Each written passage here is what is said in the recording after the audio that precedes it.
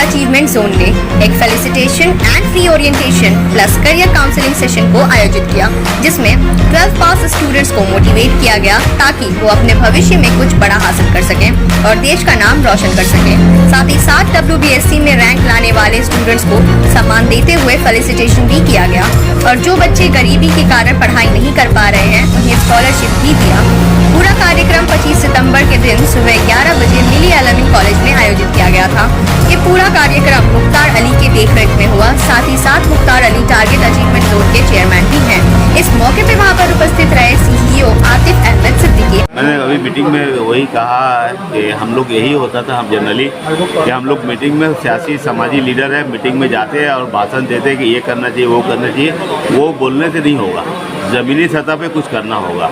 तो हमने कहा कि यही चलेगा तो ज़िंदगी में कुछ होगा नहीं।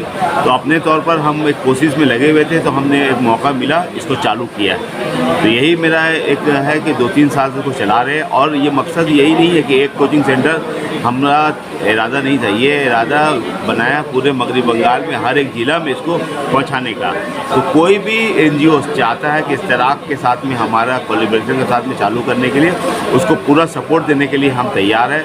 अपना फैकल्टी सपोर्ट हम देंगे। सर तो जिस तरीके का गवर्नमेंट ऑफिस में, सरकारी दफ्तर में चले गए और बहुत मुश्किल से लोग वहाँ से बहुत तकलीफ से आए, फिर उनको आज रात ही भी निकल जाना हो, कल ड्यूटी उन लोगों का है या शायद पूजा का छुट्टी हो गया है, तो उन लोग सब उन तमाम को शुक्रिया। लेकिन मैं और बच्चों को बुलाया चाहता था, जो आए, बहुत सारे बच्चे आए, वो उसको देख के इंस्पायर होंगे कि देखिए ये पढ़ के जब आ सकते हो। एक ने कहा ना, मैं 17 बार फेल हुआ, उसके बाद मैं पास हुआ। तो वो फेल जो है सक्सेस की निशानी है। कोई माने डिमोटिवेट ना हो बच्चा, यही मकसद था उनको सुनाने के लिए कि वो देखे, सोचे। यहाँ पर कुछ जुडिशल जज भी है, 2 बैठी हुई हमारे सामने, वो जो जज हुई है उनका भी इंटरव्यू आप ले सकते हैं। वो लोग हमारे आतिफ साहब कोचिंग में पढ़ी है, सरपरस्ती में।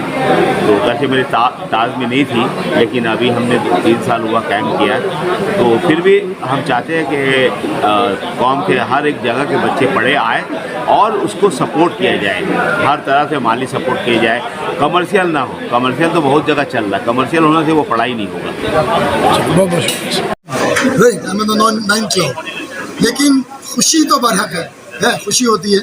लेकिन सबसे बड़ी खुशी जो इन लोग के लिए मेहनत किया है और इन लोगों ने मेहनत को ट्रांसलेट एप्लीकेशन किया, यही है हमारा मकसद। ये प्रोग्राम को करने का ये है कि जो लैक्सिटी और कमी और डिफेक्ट्स रह गई है हमारे बच्चों में, आज इनको बुलाने का मकसद है कि इनके पर भी डिफेक्ट्स था, फेलियर्स था, लेकिन उन्होंने उसको देखा नहीं और उसको अपनी मेहनत मुशक्क़त से अपने काबू में किया।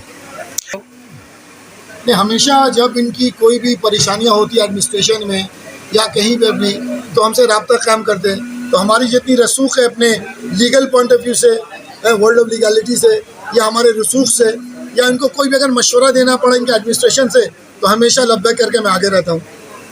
तो एकेडमिक पढ़ाई अलग चीज़ है और कॉम्पिटिटिव अलग है। तो एकेडमिक की तरह अगर आप पढ़ेंगे तो आप नहीं कर सकेंगे। आपको एक माने you can't do like a parrot और अ डोंकी और अ मंकी। आप 3-4 घंटा पढ़ें, लेकिन एकदम इफेक्टिव होना चाहिए। और आप सोचेंगे कि हम जिस तरह कॉलेज में पढ़ते थे या ग्रेजुएशन करके पढ़ते, वैसा नहीं। कंपटीशन के लिए आपको रूटीन बनाना पड़ेगा, मकसद बनाना पड़ेगा और डेली आपको प्रैक्टिकल होना पड़ेगा कि 3-4 घंटा जो हम पढ़ लें, ये 3-4 घंटा हमारा रुकना नहीं चाहिए और हमेशा एक इम्प्रूवमेंट होना चाहिए। You should be always in that corridor of improvement, not in the corridor of uncertainty. ये काम की कमी है तो वही बताएंगे, लेकिन हम लोगों ने बहुत सारे को अप्रोच किया। जितने भी हमारे बड़े बड़े दक्काक सोशलिस्ट हैं या लीडरान हजरात हैं या जो रसूख वाले हैं, उनको हम लोगों ने बार बार कहा कि आप हमको जगह दें, हमारे पास फैकल्टी, हम पढ़ाएं, चाहे तोपसिया हो कहीं भी, लेकिन हमको उस तरह की इंकरेजमेंट वहाँ पे नहीं मिली। हाँ देंगे, कर रहे हैं, वो कर रहे हैं, और ऐसे जगह हमको दे रहे हैं जहाँ पे खेल का मैदान है या मार्केट है, तो वहाँ पे बच्चे नहीं आएंगे। या मटिया बुरुज में हम चाह रहे हैं जहाँ पे ज़ख़ीरा है हमारे मटिया बुरुज में, लेकिन मटिया बुरुज में उस ताकर के यहाँ पे कर रहा है, तो वहाँ पे नहीं होगा, हमारी फैकल्टी नहीं जाएंगे वहाँ पे। तो हमको एक ऐसा सेफ जोन चाहिए जहाँ पे हमारे फैकल्टी, जहाँ हमारे बच्चे आए, एस्पिरेंट्स हैं, वहाँ पे आकर पढ़े। Sir in future to grab administration, और हर एडमिनिस्ट्रेशन में टारगेट एडमिनिस्ट्रेशन का ही लड़का लड़की पीछे रहना तो लाजमी है, क्योंकि उन्होंने कभी बंगला पढ़ा नहीं है और उर्दू स्कूल में नहीं थी। लेकिन अभी जो एकेडमिक उर्दू एकेडमी में ये दर्ज दी जा रही है बंगला की, या बहुत सारे जगह ये सब खोली गई है। और हमारे एक निगत परवीन थी जो जाई नहीं, वो भी WP से क्रैक की गई, उसकी उर्दू बिल्कुल नहीं थी, लेकिन वो जाके आपके रामकृष्ण मिशन में है, वहाँ पे क्रैश कोर्स करके 6 महीने में बंगला सीख गया, बेहतरीन बंगला बोलती है वो। पहले तो शुक्रिया अदा करना चाहूँगा अल्लाह का जो इस कामयाबी अता फरमाई है, और साथ ही साथ ये भी कहना चाहूँगा कि West Bengal audit account service एक बहुत ही प्रेस्टिजियस जॉब है, जो कि एक ग्रुप गेजेटेड पोस्ट है, और इसके लिए आपको अंत तक मेहनत की ज़रूरत है। और ऐसा कोई भी इम्तहान या ऐसा कोई भी एग्ज़ाम नहीं है जो आसानी से हम लोग निकाल सकते हैं। उसके लिए शर्त यह है कि आपको ईमानदारी से मेहनत करना है, और इंशाअल्लाह मेहनत के बाद ही कामयाबी का रास्ता खुल जाता है। बहुत बहुत शुक्रिया सर। क्या कहेंगे कि जिस तरीके से एग्ज़ाम को क्रैक करना प्लस इंटरव्यू क्रैक करके पोजीशन में आना कितना मेहनत का काम है? जी मेरे हिसाब से काफ़ी मेहनत का काम है, बट कोई भी चीज़ नामुमकिन नहीं है।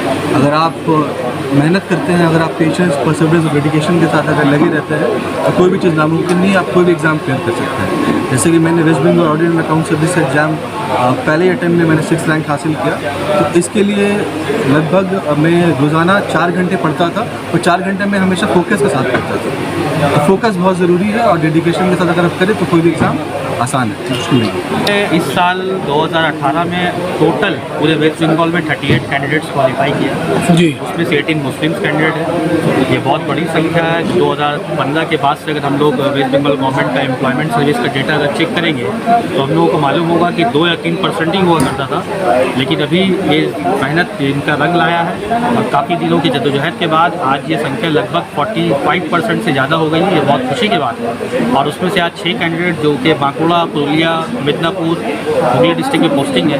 मैं मोहम्मद अजहरुद्दीन, जो सबसे पहले मैंने प्राइमरी टीचर का नौकरी हासिल किया 2011 में, 4 साल की सर्विस के बाद मुझे कोलकाता म्यूनसिपल कॉर्पोरेशन में एज ए सर्जेंट मौका मिला सर्विस करने का, और ठीक उसके 2019 में कोविड लॉकडाउन से पहले as a superintendent of market department भी बनाया गया, जिस वक्त हम लोग पूरे महामारी के वक्त में सारे लोग परेशान थे, उस वक्त की हम लोगों ने सर्विस दिया, और ये अल्लाह ताला का करम है। और टारगेट अचीवमेंट जोन से जुड़ने के बाद हम लोगों को गाइडेंस एक मिला कि अपनी कोशिश को जारी रखें, ताकि पढ़ाई की कोई अंतिम सीमा नहीं होती है। ये जारी रखने के बाद 2018 जो लॉकडाउन की वजह से 2 साल रिजल्ट डिले हुआ, West Bengal public service commission, जो कि पूरे वेस्ट बंगाल का सबसे बड़ा अदारा है, जो एग्ज़ाम कंडक्ट कराता है, और जितने भी ऑफिसर होते हैं वो कोई मामूली ऑफिसर नहीं होते हैं, बल्कि वो गैजेटेड ऑफिसर होते हैं, जिनको साइनिंग करने का ऑथोरिटी आता है, जो अटेस्टेड कर सकते हैं और जिनके साइन का वैल्यू है।